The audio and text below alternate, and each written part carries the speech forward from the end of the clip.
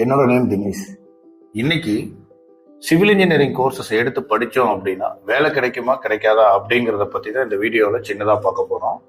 So இருக்கிற engineering டிபார்ட்மெண்ட்லேயே முத ஆரம்பித்த ஒரு டிபார்ட்மெண்ட், எல்லா இன்ஜினியரிங் டிபார்ட்மெண்ட்ஸ்க்கும் ஒரு பேஸ் அப்படின்னா அது சிவில் இன்ஜினியரிங் தான்.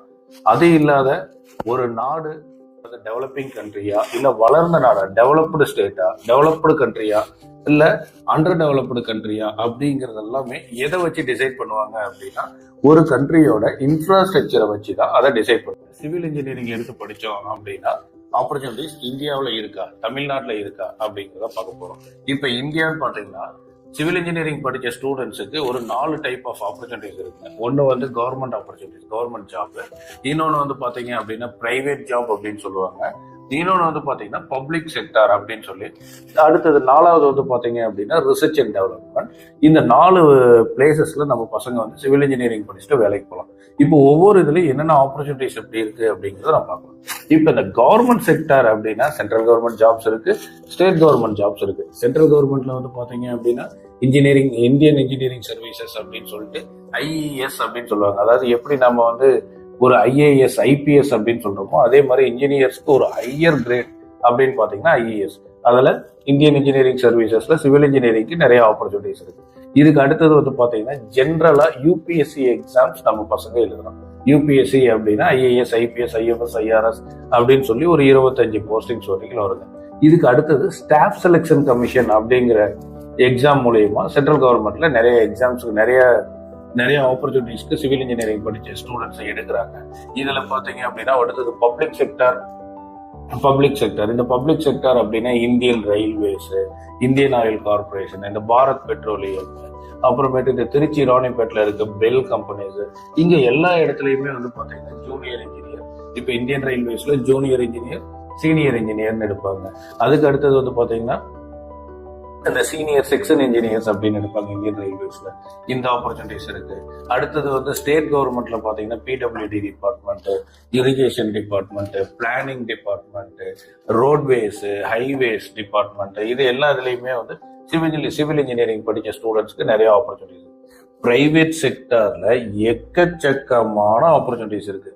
அதாவது ஒரு பிரைவேட் செக்டார்ல சிவில் இன்ஜினியரிங் படிச்ச ஸ்டூடெண்ட்ஸ் எங்கெல்லாம் வேலைக்கு போகலாம்னா ஒரு பில்டர்ஸ்ட வேலைக்கு போகலாம், சிவில் கான்ட்ராக்டர்ஸ், இந்த ரோடு கான்ட்ராக்ட் எடுத்து ஒர்க் பண்ணுவாங்க, டிரைனேஜஸ் கான்ட்ராக்ட் எடுத்து ஒர்க் பண்ணுவாங்க, அந்த மாதிரி கான்ட்ராக்டர்ஸ்ட ஒர்க்குக்கு போகலாம். பிரைவேட்ல நிறைய MNC கம்பெனிஸ் இருக்கு. ஃபார் எக்ஸாம்பிள் ரிலையன்ஸ் ஒரு கம்பெனி, அவங்க நிறைய கன்ஸ்ட்ரக்ஷன்ஸ் போயிட்டு இருக்கு. அதுக்கு அடுத்தது L&T constructions, cement and steel manufacturing இண்டஸ்ட்ரீஸ்ல சிவில் இன்ஜினியரிங் ஸ்டூடெண்ட்ஸ்க்கு ஏகப்பட்ட ஆப்பர்ச்சுனிட்டிஸ் இருக்கு.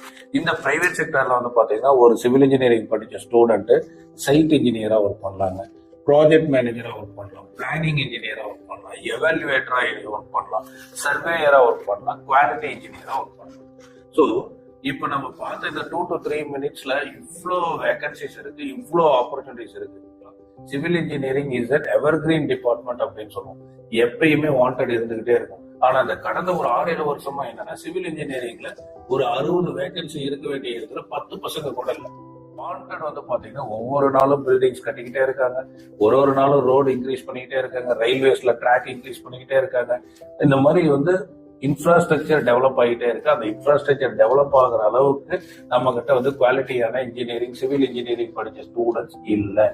ஸோ இந்த தருணத்துல என்னை பொறுத்த வரைக்கும் லாஸ்ட் 5 இயர்ஸ் சிவில் இன்ஜினியரிங் படிச்ச ஸ்டூடெண்ட்ஸ் வந்து வெறும் 10% தான் படிச்சிருக்காங்க. ஆனா ஜாப் ஆப்பர்ச்சுனிட்டிஸ் வந்து பாத்தீங்க அப்படின்னா லாஸ்ட் 5 இயர்ஸ்ல வந்து இப்போ வந்து பாத்தீங்கன்னா 100% இன்க்ரீஸ் ஆயிருக்கு. ஸோ ஒரு குவாலிட்டியான ஸ்டூடெண்ட், அதாவது ஒரு புத்திசாலியான ஸ்டூடெண்டா இருந்தா இந்த பீரியட்ல எல்லாருமே வந்து கம்ப்யூட்டர் சயின்ஸ் டிபார்ட்மெண்ட்டோ, இன்ஃபர்மேஷன் டெக்னாலஜி IT டிபார்ட்மெண்ட்டோ, இந்த மாதிரி சாஃப்ட்வேர் சைட் போயிட்டு இருக்காங்க.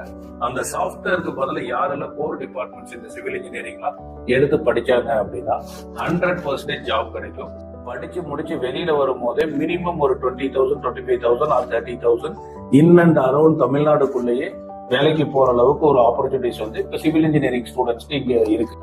ஒரு கண்ட்ரி டெவலப் ஆகணும் அப்படின்னா infrastructure has to be develop. அந்த இன்ஃப்ராஸ்ட்ரக்சர் டெவலப் பண்ணலாம் சிவில் இன்ஜினியர். பட் இங்க சிவில் இன்ஜினியர்ஸ் ரொம்ப கம்மியா தான் இருக்காங்க. நீங்க சிவில் இன்ஜினியரிங் டிபார்ட்மெண்ட் எடுத்து நல்லா படிங்க, நல்ல பிரைட் ஃபியூச்சர்.